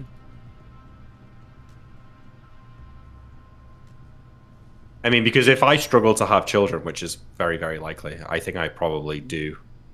I mean, he's the future of our house, so the only one of us to have kids. Maybe I have managed to have my own, but I know that Tyrael would want us to protect the house, and so I will put every effort into Anton's child if he's the only heir. Yeah, I was thinking about maybe letting someone play him, but I don't think anyone's gonna do him right, so You'll have to do it yourself. I gotta do it myself. Keep that in my back pocket.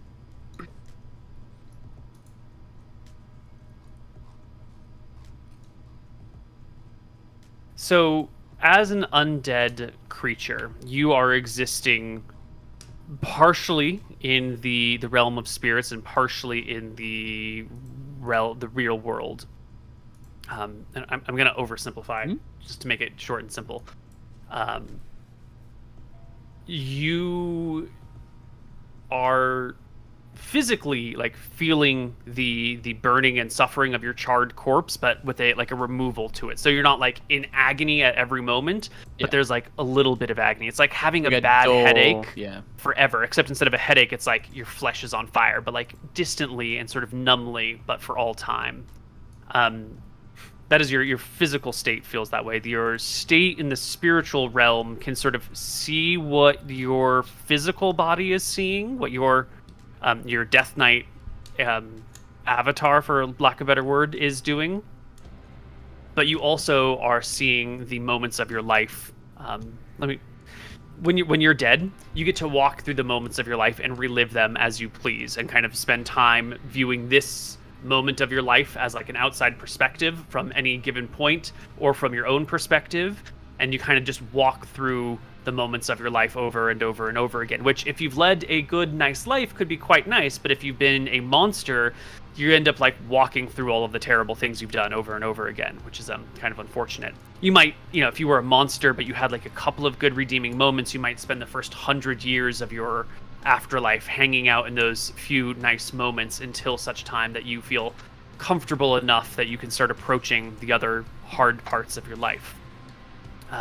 So as a Death Knight-like creature, your perception is sort of split, partially dealing with your own personal life and history, and partially existing in the real world, unable to fully move on, in a state of like physical suffering, and in a state of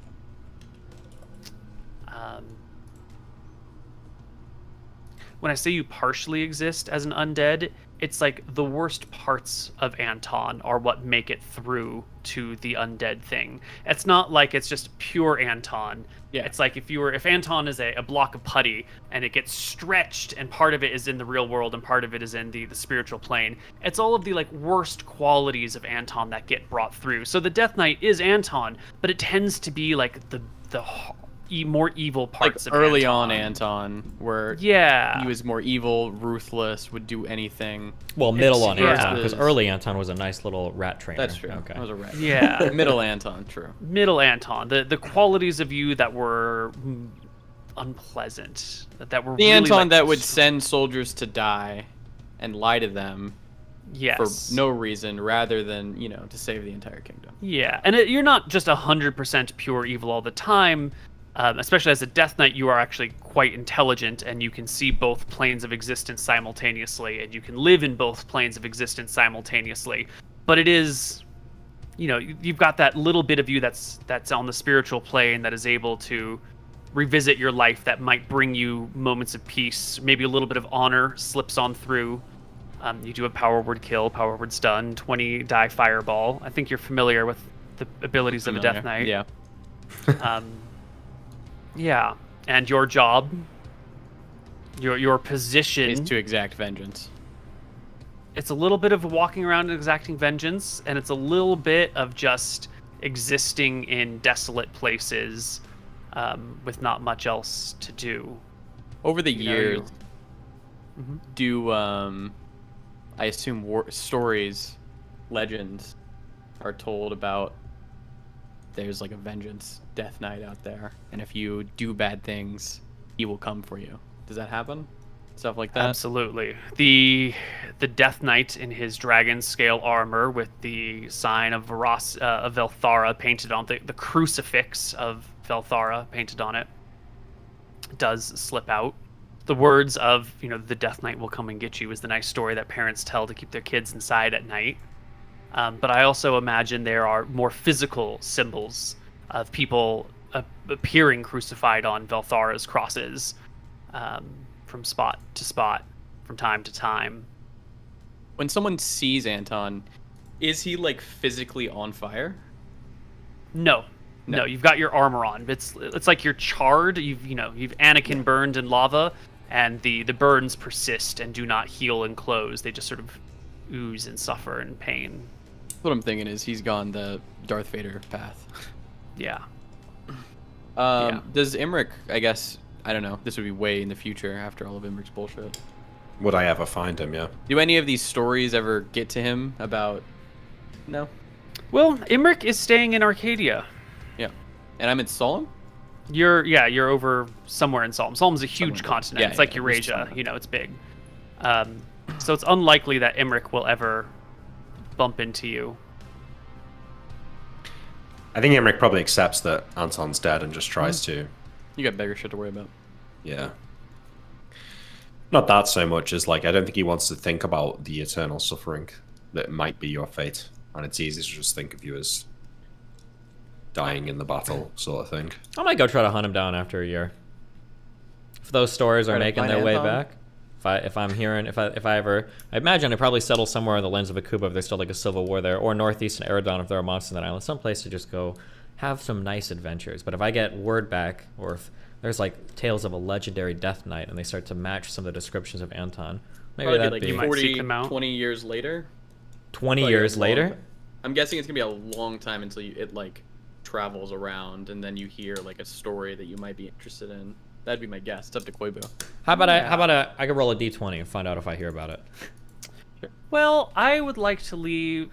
I don't want to determine his fate by your hands, because it's possible that before you hear about it, some other adventuring party might run into Anton and deal with him. Well, this isn't for me to kill him. This is just for me to get the idea in my head that I want to go to Solemn. Yeah. So I would get the idea to do it, but I wouldn't actually. Yeah. Or maybe Didn't not. you already say that you had traveled off to Solemn? I thought that's where you said you wanted to go to untouched lands. Well, I wanted to go to wherever there's a little bit of conflict and there's some stuff for me to do. That's where I wanted to go. I imagine that was overseas. Oh, it could have been. Well, I mean, because the Akuba stuff was still kind of up in the air with them not having a king or whatever. Problem with Solomon, I don't know. Those people were fucking weird. Were any of those cities normal, or was everybody just kind of weird there? I mean, the people there are probably relatively normal. Cities aren't normal. What's wrong with the cities in Solemn? I don't know. I just felt like everyone there was fucking weird. Right. No, everyone in Solemn was chilling normal. There was one town that you went into, and it was all snowy, and there were some knights just there. Snowy. Everyone was maybe chilling. I'm just poisoned against it because all I remember there was fucking Glacia. Okay, yeah, maybe I would go to Solomon. Okay, yeah, sure. no, yes, Glacia is way to the north of Solemn. It is, It's not on the same area. Okay, yeah, that is where I'd go then. Fuck it. Yeah. You might eventually hear things of him, but I don't know his exact positioning, right? If we take Solemn as the size of Eurasia, and you end up in Denmark, he might Death Knight appear in India or something. So it might take a while for messages to travel. Sure. Okay. I don't know. I haven't. That's it. Yeah. Why don't you roll a d20? Let's just see. Let's just see. Roll a nat 20. Make it easy for us. Is that what you want? Yeah, it is. Nice. Pretty good. You might hear something about this towards the later years of your life. Oh, fuck. I don't care at that point. Yeah. Fuck that. Imric, I think the last thing is your lineage. You said you wanted to try and have a kid. Yeah, I think so, yeah. But it's hard for you to connect with anyone. Yeah. As soon as things start going well, they always seem to get a glimpse of your soul. Maybe it's because things that are going well. Maybe it's the very nature of getting to know someone is that when you get to know them a little bit more, you can see through the illusions around them, and they see what has become of you and what you've needed to do to get to where you are today. So how is it, Imric, that you might go about procuring an heir? And do you have any concerns about what that might mean for it? Yeah, that's a good point. I think he probably spent some time thinking about that, actually. I guess he'd probably meet someone in the early-ish years and pursue a relationship, and it'd probably fail for the reasons mentioned, and maybe do the same thing a time or two. But eventually he'd probably start to think, like, would the kid even be okay? I'd probably have a high cleric in Mystria that I would work with, so I'd probably ask them about it. I'd explain what I'd done and the curse, and whether they think that I'd be able to bear normal children. Make me a charisma check. Now, these are the big rolls, Nick. Yeah. Let's see. What's your charisma? It was high. 12. Like 12? Okay, yeah, you're fine. Oof. Oh, I was like 19. Nice roll, but no. When the cleric learns about who you are and your fate, they will make a excuse that they need to make some prayers, and they will leave the city that night and just fuck off. Damn. Do I find that Anton's child ends up doing the same sort of feeling the same way about me? What do you mean? Obviously, we'd be quite close, right? Would he end up disgusted by me when he gets closer and sees through the illusions or whatever? Or would the fact that I've been Well, that'll there take since a he lot was longer kid- because he's very young right now. And Yeah. children definitely do not see their parents for who they really are. Children get a one-sided view of the adults who raised them. It is not a complete picture. I think when he's old enough, and probably after I give him the vapors on his 18th birthday, knowing that I can't really have kids, I might try, actually. I might sleep with a woman of low repute and see what happens, to sate my curiosity. Jesus. Well, you See if the kid comes out normal. But if I feel like I can't have children, I will explain to Anton Jr., not on his 18th birthday, but when I think he's mature enough to understand that me and his dad and our brother sacrificed a lot to put this continent, this empire in this position, and to put him in the position he's in now. And the reason why I've always discouraged him from following in his father's footsteps is because we were all flawed from the beginning, and that I want him to be better than us. Mm-hmm. He will disappear shortly around his 18th birthday, leaving a note behind specifically for his mother, who will catch it, read it, burn it, and relay the description to you as he left a cryptic note, but she won't ever mention what the note specifically said, and that he left somewhere to the east. I would probably attempt to time pool the note, or by some other method find out what it said, because this kind of leaves our house in disarray. Yeah. He says the things that he's learned about his father and how his father came to be and how the events of the war for Arcadia transpired, including what happened with his uncles, have filled him with more questions and horrors than he knows what to do with. And he hopes to find answers with the gods in the east. Perhaps Martha will be able to explain why she made the world this way. Okay, well, Imri would probably try and pursue children, but at some point would reach out to him, and when he's older, more mature, because Imric's going to live a long life with the Paripet of long years, so by the time I'm dying... Imric is happy here in Arcadia. Yeah, well, I think he takes on the mantle of trying to defend it, right? Trying to atone. Do the right thing. Hero goes and finds Anton Jr. goes and finds his older uncle and fucking Solemn. Well, I think that is probably his quest, as he knows his one uncle, and I think we can probably end our little post-mortem here as Anton Jr. setting out. Maybe he's successful. Maybe he does a really good job. Natural fucking 20, Anton Jr. Years later, searching for someone by Tyrael's reputation with finances to back him. I think little Anton Jr. somehow gets lucky. Maybe it's the gods. Maybe it's asking Martha for prayers. Maybe it is the wealth that he's got and he spends it searching for someone by Tyrael's name.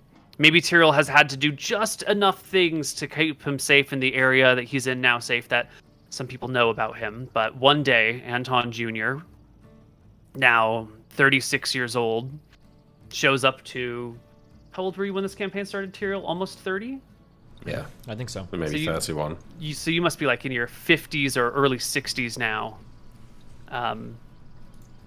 You will see a familiar face that looks like a youthful-ish Anton knocking on your door somewhere deep on the continent of Solemn. What would you... I'd say, let's go find your dad. And I'd give him a hug, and I'd put one bag of holding into the other one, and we'd both disappear. No, I'm just kidding. I don't know. I guess he'd knock on my door. Yeah. He'd ask me if he was looking for somebody that matched my description, and I'd probably see what he'd look like. And I guess I'd have to figure out what I want to do with it. Yeah, I'm not he sure. tells you he's here looking for a warrior of great repute. A man who single-handedly brought down a red dragon in a far-away, distant land. And he wonders if you might have seen someone like that, because he hears a person like that lives in these woods. And you, strange person that has a nicely built little cabin out here, maybe you know of the great warrior who lives in these woods. He doesn't think it's you yet. Yeah, I don't know. We'd figure it out. I think it's a good stopping point. I don't know. I think that's Okay. good. Anton shows up at the door. They look at each other. Yeah. All right. Well, I think that is our stopping point. We didn't get to any questions, and I think it's time for us to wrap, yeah? Yeah, that's fine. All right. Yeah, now we get to complain about balance. That's what I really wanted to talk about. Is it Sure, all roll Star fire Wars? Star Wars, up and down, always has been. Jesus Christ. Before we get to that, do you want to... I've got 4 final questions from the Patreon that are on the sheet. Ready? Yeah. I don't know.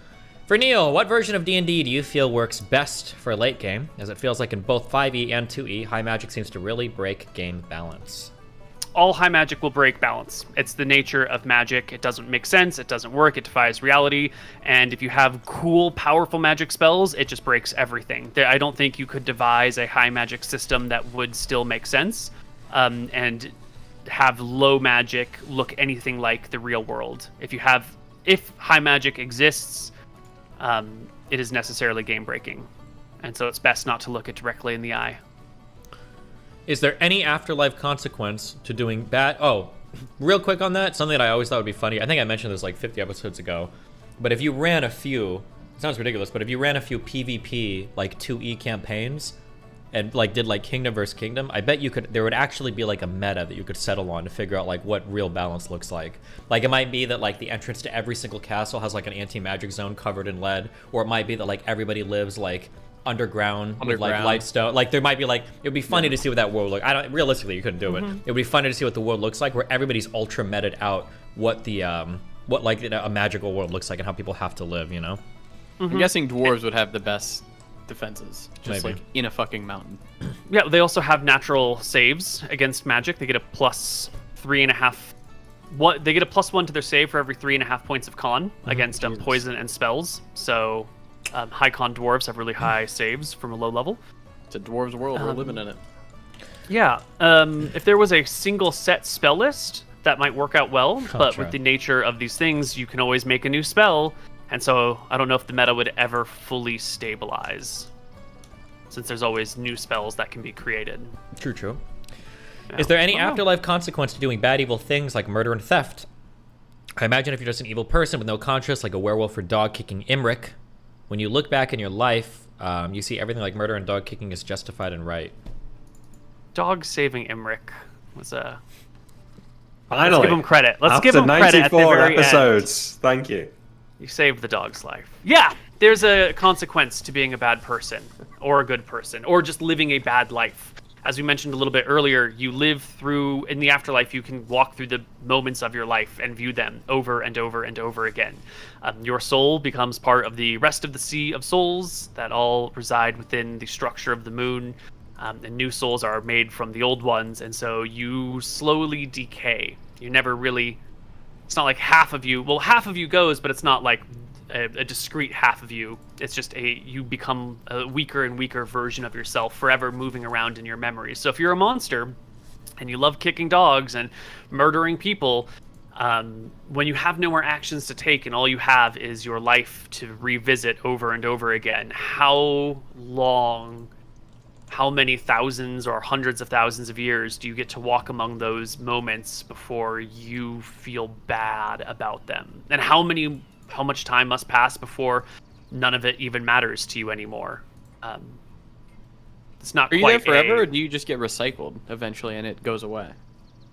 I have a little perfect Answer. Yeah.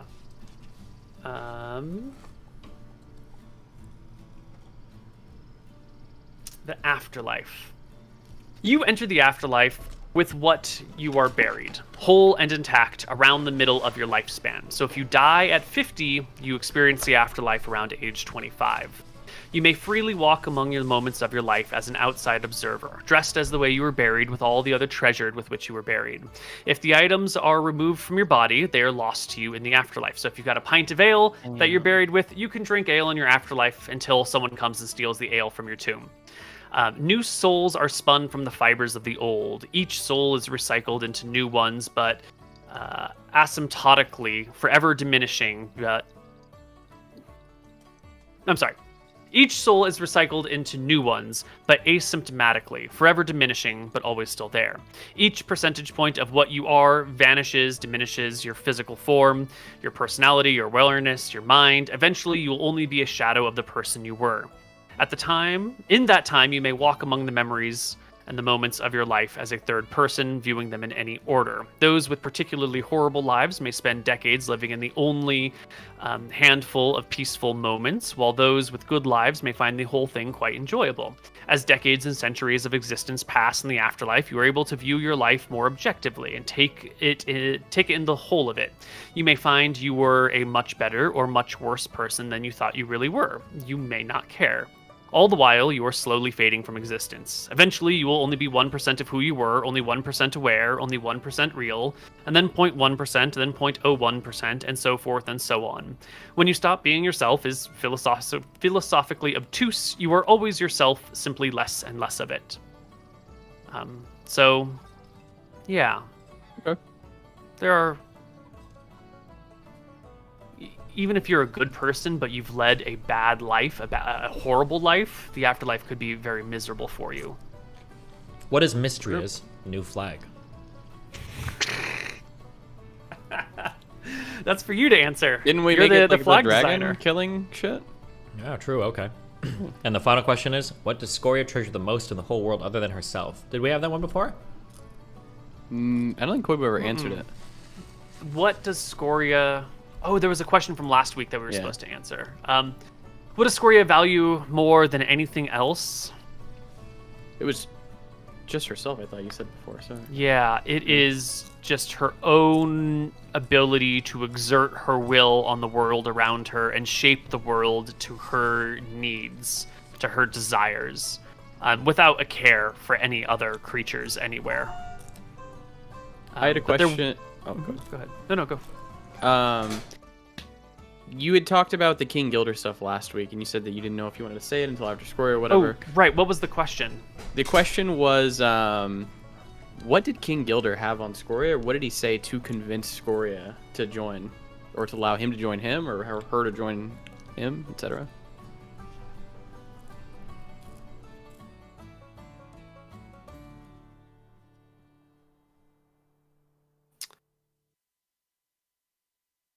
We could get it from Speak with Dead from Scoria or King Gilder, probably. Yeah.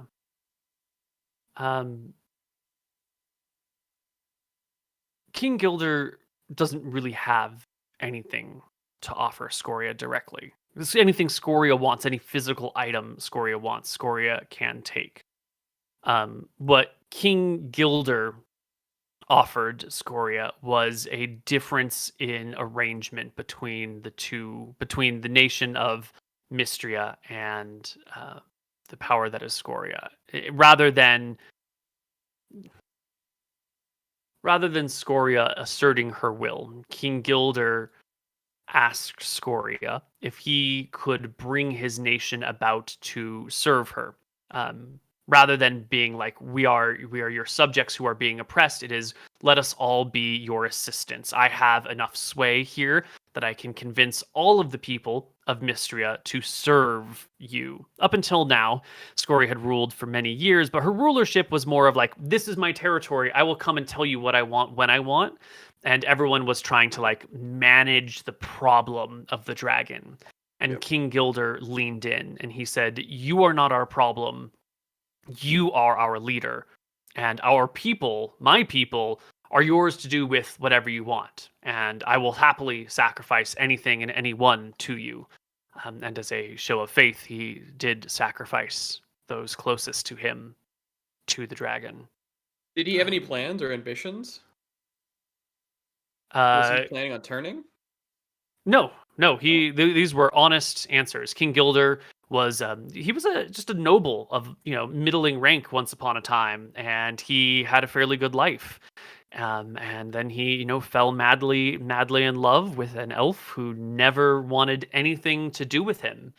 And after chasing her across Arcadia for years and being rebutted, even barging in on her wedding to a different person on a different day. Actually, she was a half elf.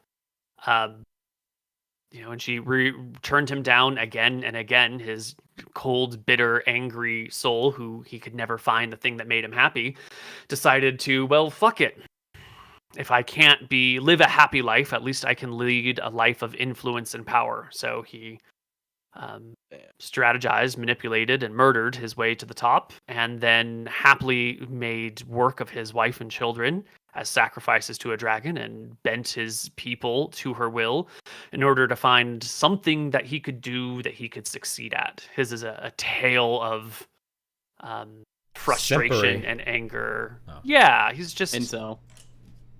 Yes. He had the incel mentality when he didn't get what he wanted, and he became a little monster. Based. Top tree.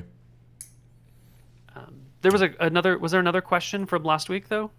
No, I think that was it. All right, then. Well, thanks for watching, everybody. It's been fun. Yeah, I love it. It's been a pleasure. Yeah. We will not be back next week. Never again. Maybe one day. Maybe. See you guys later. Peace out. See ya. Bye.